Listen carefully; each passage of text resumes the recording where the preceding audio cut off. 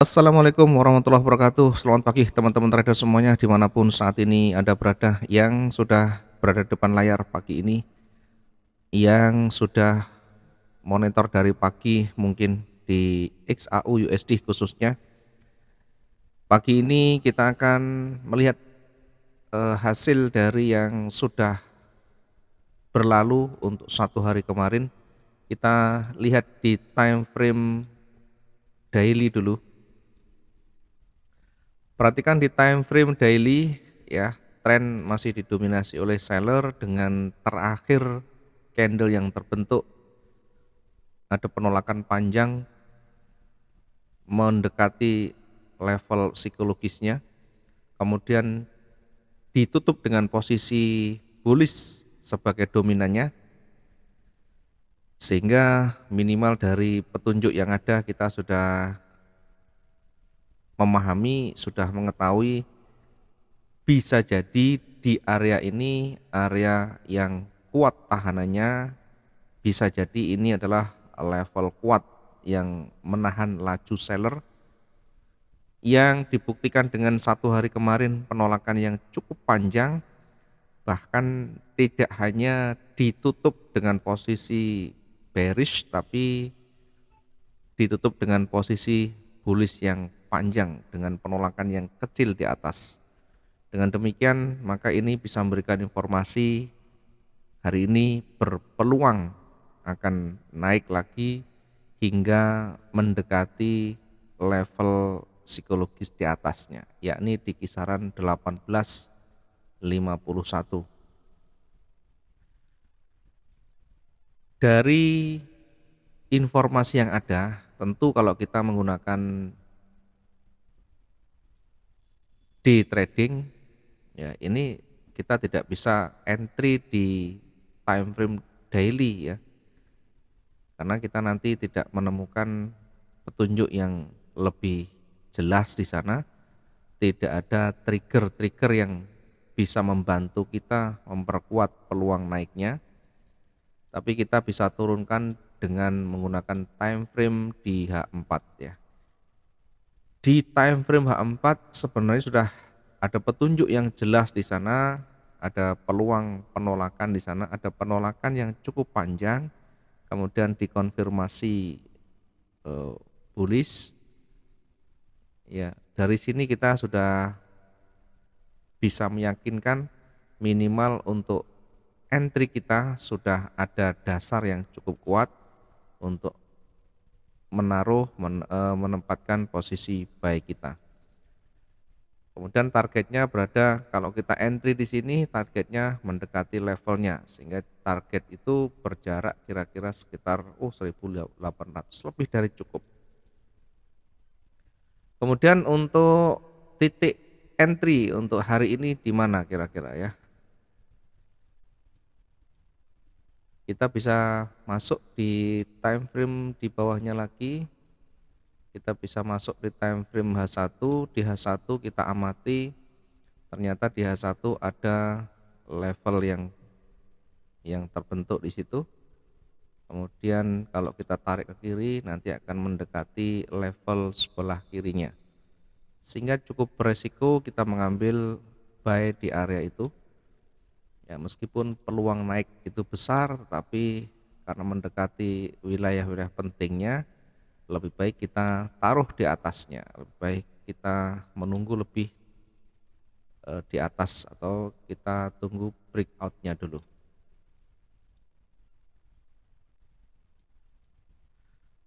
Kalau kita menunggu lama, bagaimana kita bisa entry ya? Bisa saja entry-nya ya, hanya saja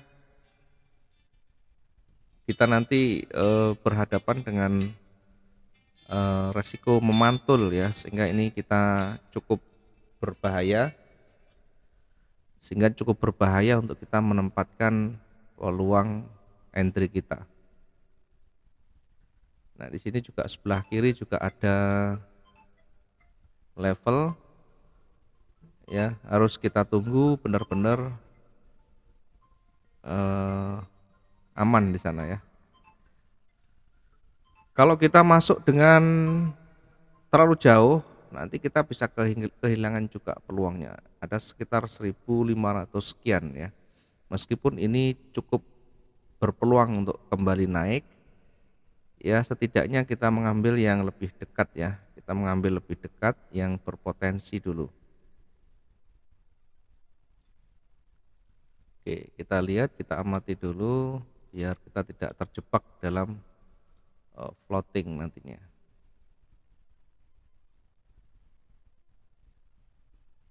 Oke. Di sebelah kiri yang puncaknya kita bisa hindari, kemudian di sebelah kanan memang ada level, tapi kita nanti antisipasi dengan pembatasan risiko atau dengan pending order. Di posisi atas kita bisa tempatkan dulu untuk buy stopnya 1835, sekian ya. Kita bisa tempatkan untuk buy stopnya dulu di sini. Targetnya nanti di level selanjutnya ya. Targetnya di mendekati level di sini. Nah, kita lihat kira-kira berapa. Oh, terlalu jauh ya. Terlalu jauh.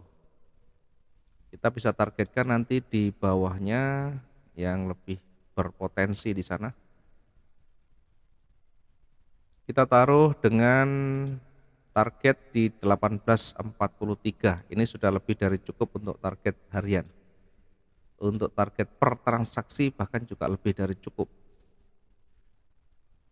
Satu kali transaksi kita bisa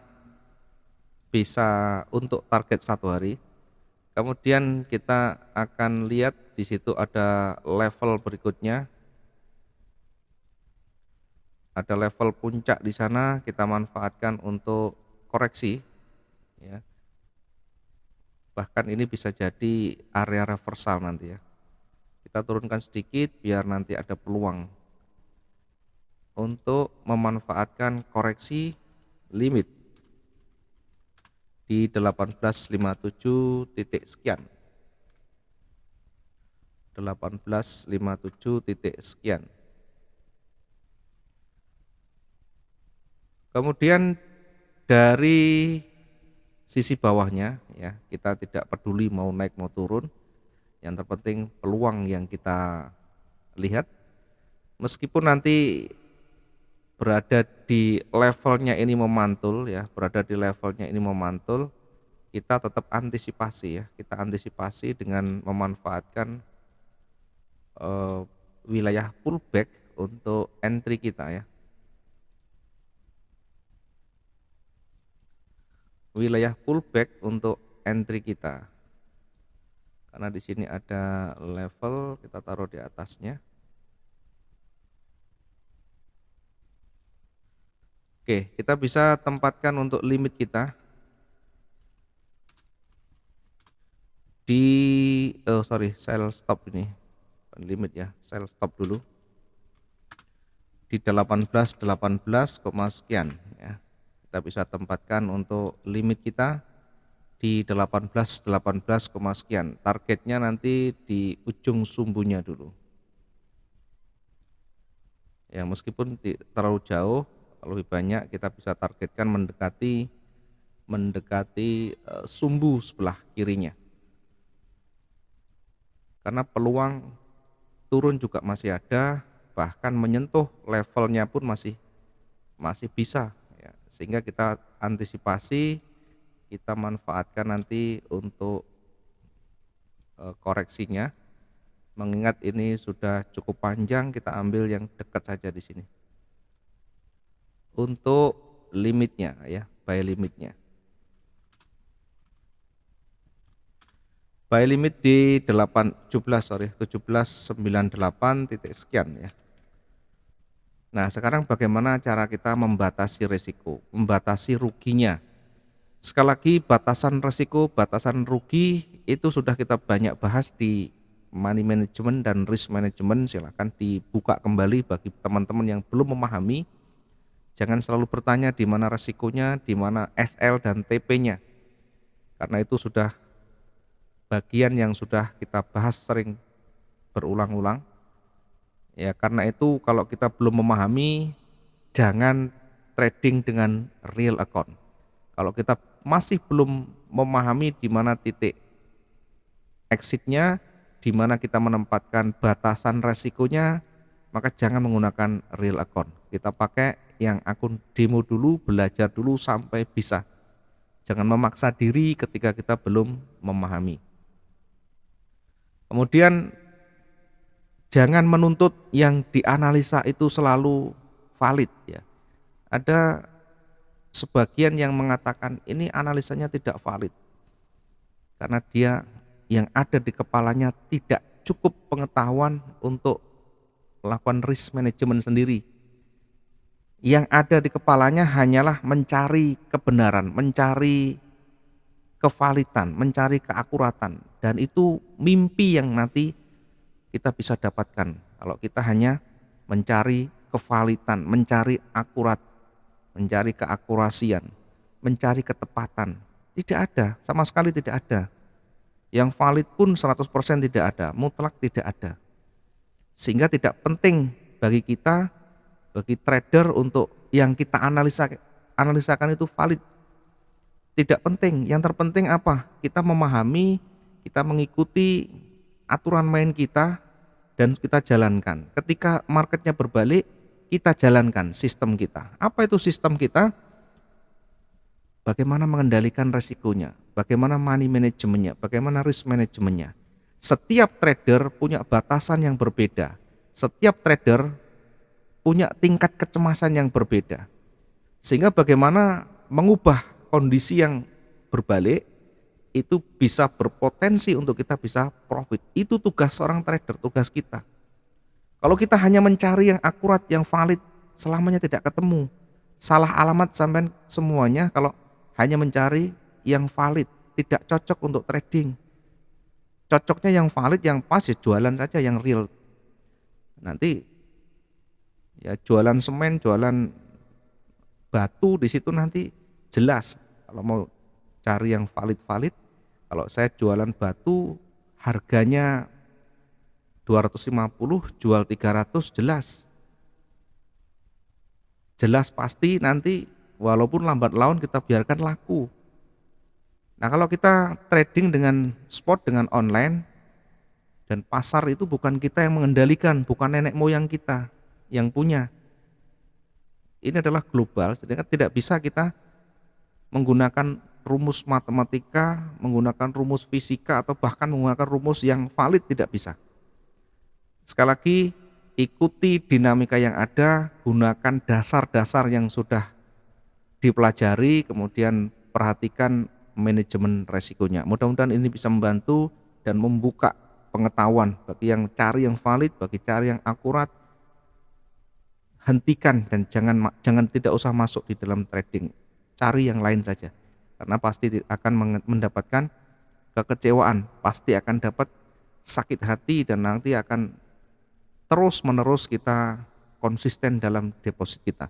Terima kasih, selamat pagi. Assalamualaikum warahmatullahi wabarakatuh. Salam profit dua arah.